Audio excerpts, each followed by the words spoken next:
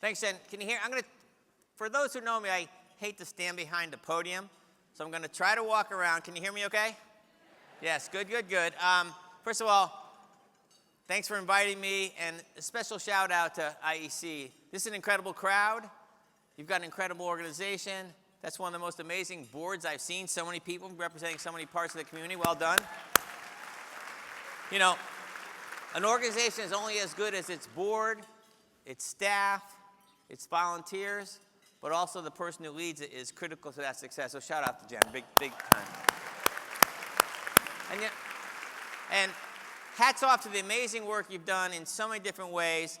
As Jen said, I think you joined the staff in 2011, and in 2018 you joined what we now call the Conservation Voter Movement. And it's a group of states, 34 states around the country, who work together to do success. Let's show that first slide for 1 second. So 34 states around the country are part of the Conservation Voter Movement, including the most recent, Chris from Indiana, here, the most recent state to join. Thank you, Chris. And as Jen said, we share stories, we share successes, and we've had some amazing progress. One fact I'll tell you, in 2017, just after some person won in the White House, we said we have to change our strategy and go back to the states to make progress. And we invested millions and millions and more dollars than we ever had before with incredible stories and incredible success. You know about CEJA here in Illinois, and in state after state after state, we did that, such that in early 2017, less than 1% of this country lived in a state with 100% clean energy policy. Today, as we sit here, over 40% of the country lives in a state with 100%. That's amazing progress because the CVM helped make that happen in state after state after state, including here. So great work, but we know there's a lot more work to do. And you'll hear about some successes. You're not done here in Illinois, but yes, you're actually a shining light, a leading voice. When Jen comes to the national conference, she talks about how she made it happen here in Illinois. And one of the things that sticks in my mind all the time is the incredible partnership that you brought a lot of people to the table. You brought the usual environmental groups, but then the community groups and the labor groups and environmental justice partners, and they were all at the table to craft bills that are really successful, ambitious goals. So hats off to all the great work you do. So because I run a national group that does politics, and there are 32 days left in case anyone's counting, I want to talk for a few minutes just about politics. I don't need to tell you that the Biden-Harris administration has made more progress on fighting the climate crisis than any administration in history, by far, not even close. By the way, special shout out to Sean Casten, a real champion in the House, helped pass the bill in the House, but made more progress than before. You know, Clinton did a little, Obama did a little more, Trump tried to take us backwards, but this administration did more than ever by far, culminating in the passage of the Inflation Reduction Act back in 2022, the biggest investment by far in clean energy, by far in the world, to create millions and millions of jobs, invest hundreds of billions of dollars, create the clean energy jobs of the future, invest in the communities that are hurt the worst, and make sure that EJ communities are helped first because they've suffered the most. A lot of great pieces of that bill. So all that progress we made, it is all on the line. I don't need to say that too many times, but elections have consequences. You all know that. I say that every day. The consequences of winning the White House in 2020, keeping the Senate, having the House, enabled us to pass, with great leaders like Sean and many others, that bill by the narrowest of margins. But that bill and all the other progress we made with EPA, imposing new standards on power plants and cars, all the progress we made, it is all on the line in 32 days. And we know how close it's going to be, but we can't afford to leave any stone unturned. We need to win. Let me show one more slide for a second. This is a map you all see many times. You know those 7 states plus the House district in Nebraska. That's the ball game. And we know that in 2016, Hillary lost by 27,000 votes spread across 4 states.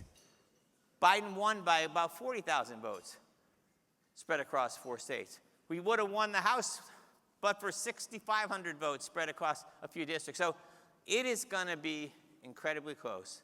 It's all on the line. So we're all in to make it happen. And our goals are, number one, keep the White House in friendly hands, keep the Senate in friendly hands, and actually get new leadership in the House so we can actually make more progress again. In fact, second map really quickly, if you add in the 2 states of Montana, we're in all those states, add Montana and Ohio for Senate races, add in California and New York House races, that's the ball game. Those 11 states is where almost all the action is. And we are spending the most money that we've ever spent by far to try to make sure we win. We announced $120 million a few months ago. It'll be more than that. We're going to announce a new number probably next week. So we are all in because so much is at stake. Elections have consequences. Again, we don't do elections just for the sake of it. Elections are a strategy to win the policies. The policies like you win here in Illinois, the policies like you won around the country, elect new governors, elect new state legislatures, elect new members of Congress, we get the policies. Elections have consequences. They're a strategy to win the policies. So we're all in, and we're doing a couple things. One is that we are building the biggest field operation we've ever done. We're going to knock on probably 1 million doors in 8 of those states to try to make sure we win. That's a big deal.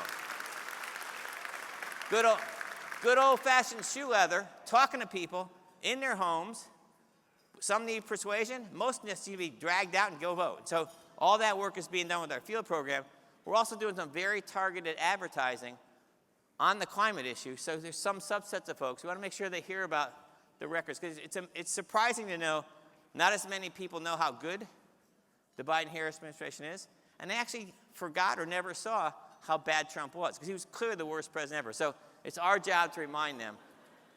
I want to show a couple real quick 30-second ads of things that we're doing in targeted ways, and I'll talk about it in a second. So can we flip those 2 ads for a second? Let's get real about this election. When it comes to climate change, Kamala Harris knows it's a crisis. The climate crisis is stark. While this guy says a lot of it's a hoax. It's a hoax. She prosecuted big oil polluters. He gives them tax breaks that increase their record profits. Harris is helping to triple clean energy production. Trump thinks wind turbine noise causes cancer? It would be funny. But this isn't a joke. Our future is at stake this November, and she's the leader we need. Our nation with this election has a precious, fleeting opportunity to fight for the freedom to breathe clean air and drink clean water and live free from the pollution that fuels the climate crisis. Let us show each other and the world who we are, because the future is always worth fighting for. So, by the way, if you haven't heard her say it once, you've heard it a lot of times. What does Kamala say? When we fight, we win. When we fight, we win. When we fight, we win. And that's what this is all about. We got 32 days. Those ads, you're not going to see those ads on the TV stations in Illinois. They're very targeted digital ads aimed at young people in those 7 states. Because either they haven't paid enough attention or they need a little motivation. We know the younger you are, the more you care about climate. So we need to make sure they see this, see the contrast, and then someone knocks on their door or gives them a digital ad and says, make sure they get something. Get out and vote. So that's what we're doing. We're all in, and we need everyone in this room to be all in. Not to help elect Sean, because Sean's going to win, but yeah, help him for sure. Sorry about that. And all the local elected officials need to win, and that's great. You're champions. We need more champions here. But the ball game for keeping the White House, keeping the Senate, and flipping the House is in those 11 states. So I'm hoping that everyone here will decide to be helpful in these last 32 days. And there's 3 things you can do. 1, support our work. And by our work, I mean Illinois' work. So you already supported, many of you supported the work tonight.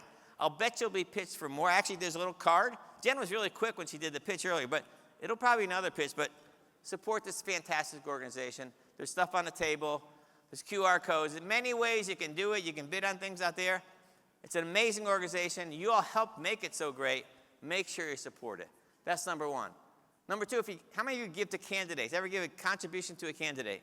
If you do, especially federal candidates, use Give Green. It's a platform we've built with our partners at NRDC Action Fund.